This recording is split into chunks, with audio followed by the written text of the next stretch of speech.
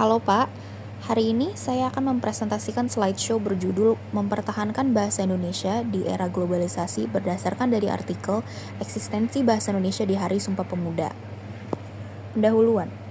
Bahasa Indonesia merupakan identitas nasional yang tidak hanya berfungsi sebagai alat komunikasi, tetapi juga simbol pemersatu bangsa. Sejak Sumpah Pemuda 1928, bahasa Indonesia telah menjadi unsur penting dalam membangun kesadaran kebangsaan yang kuat. Di tengah perkembangan dunia yang semakin global, bahasa Indonesia menghadapi tantangan besar, terutama terkait dominasi bahasa asing yang semakin mudah diakses melalui teknologi digital, media sosial, dan dunia pendidikan internasional. Era globalisasi membuka peluang sekaligus ancaman. Di satu sisi, interaksi internasional memungkinkan bahasa Indonesia dikenal lebih luas. Namun, di sisi lain, arus informasi dari luar negeri dapat menggeser kebiasaan berbahasa generasi muda yang lebih terbiasa menggunakan campuran bahasa asing. Oleh karena itu, penting untuk memahami bagaimana eksistensi bahasa Indonesia dipertahankan, terutama melalui kebijakan pemerintah, peran lembaga pendidikan, hingga komitmen masyarakat.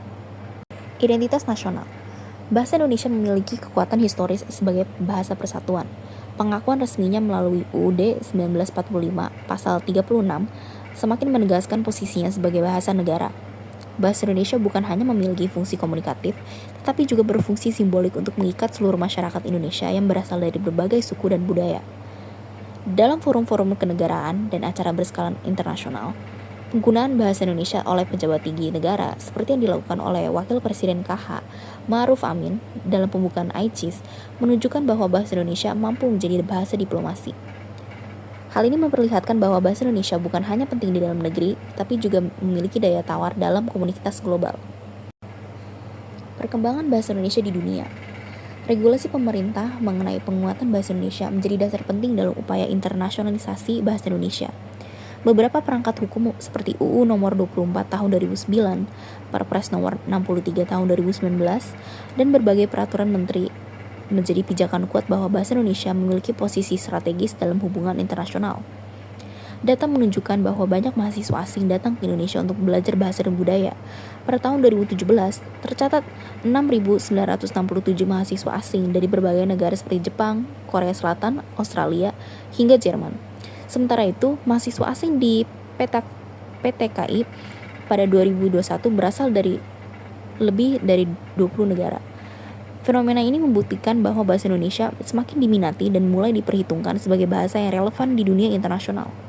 Tantangan yang dihadapi. Bahasa Indonesia menghadapi tantangan tidak ringan, terutama dari perkembangan teknologi dan digitalisasi.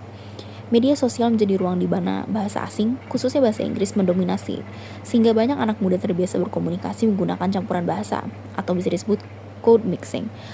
Hal ini secara perlahan dapat menggeser penggunaan bahasa Indonesia yang baik dan benar. Selain itu, kecenderungan penggunaan istilah asing dalam dunia akademik, bisnis, dan industri teknologi juga memberi tekanan besar. Jika tidak ada penguatan sikap bahasa Indonesia dapat tergeser di negeri sendiri. Tantangan lainnya adalah minimnya kesadaran masyarakat terhadap pentingnya bahasa Indonesia sebagai simbol kedaulatan budaya, dan penggunaan bahasa daerah dan bahasa asing kadang lebih dibanggakan daripada bahasa nasional. Fungsi bahasa Indonesia. Seperti yang dijelaskan Halliday dan Jacobson, bahasa menjadi jembatan utama dalam pengembangan ilmu pengetahuan dan kebudayaan. Dalam konteks global, bahasa Indonesia menjadi sarana penyebaran gagasan ilmiah Indonesia ke dunia internasional. Terutama melalui kegiatan seperti ICIS, para akademisi Indonesia mampu memberikan kontribusi pemikiran dalam berbagai bidang ilmu dengan menggunakan bahasa Indonesia. Dengan demikian, bahasa Indonesia bukan hanya alat komunikasi, tetapi juga alat untuk membangun peradaban dunia. Langkah konkret. Beberapa langkah konkret itu merupakan yang pertama, menggunakan bahasa Indonesia dengan baik dan benar. Generasi muda perlu membiasakan diri berkomunikasi dengan bahasa yang sesuai kaidah agar tidak kehilangan jati diri kebahasaan. Yang kedua, memperkuat literasi, yaitu dengan cara membaca buku, menulis karya ilmiah, dan produksi konten kreatif berbahasa Indonesia dapat memperkarya kosakata dan menumbuhkan kecintaan pada bahasa nasional.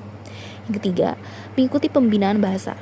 Program seperti BIPA atau Bahasa Indonesia bagi Penutur Asing dapat didukung agar bahasa Indonesia menjadi semakin dikenal di dunia. Yang keempat, mengapresiasi karya bahasa dan budaya Indonesia. Contohnya untuk itu adalah mengenal karya sastra, film, dan musik Indonesia, turut menjaga eksistensi bahasa. Dan yang kelima, mengutamakan bahasa Indonesia di ruang publik. Sebaiknya kita mengutamakan penggunaan bahasa Indonesia dalam pidato, seminar, papan informasi, dan dokumen resmi harus terus ditegakkan sesuai regulasi. Yang keenam, pemanfaatan teknologi untuk pelestarian bangsa. Pemerintah dapat membuat aplikasi pembelajaran bahasa maupun kamus digital dan konten edukatif agar menarik minat generasi muda. Peran kolaboratif. Upaya mempertahankan bahasa Indonesia tidak dapat dilakukan oleh satu pihak saja. Pemerintah memiliki tanggung jawab untuk terus memperkuat regulasi dan pengawasan penggunaan bahasa. Lembaga pendidikan wajib membangun lingkungan berbahasa yang baik melalui pembelajaran yang efektif. Sementara itu, masyarakat, khususnya generasi muda, berperan aktif dalam menjaga penggunaan bahasa Indonesia di berbagai platform digital. Disinilah tugas kebahasaan menjadi bagian dari gerakan budaya yang harus dijalankan secara kolektif. Jika semua pihak bergerak bersama, posisi bahasa Indonesia sebagai bahasa yang bermartabat akan semakin kuat. Penutup, bahasa Indonesia merupakan warisan dan identitas bangsa yang memiliki sejarah panjang dalam mempersatukan Indonesia. Dalam era globalisasi, bahasa Indonesia memiliki peluang besar untuk berkembang sebagai bahasa yang berpengaruh di tingkat internasional. Namun, tantangan globalisasi menuntut kesadaran kolektif dalam menjaga kelestariannya. Melalui penguatan regulasi, pembinaan kebahasaan, peningkatan literasi, dan penggunaan bahasa Indonesia di berbagai forum publik, kita dapat memastikan bahwa bahasa Indonesia tetap menjadi tuan rumah di negeri sendiri dan tamu kehormatan di negara lain. Mari bersama-sama menjaga dan melestarikan bahasa Indonesia sebagai bagian dari jati diri, budaya, dan masa depan bangsa. Sekian dari saya, terima kasih.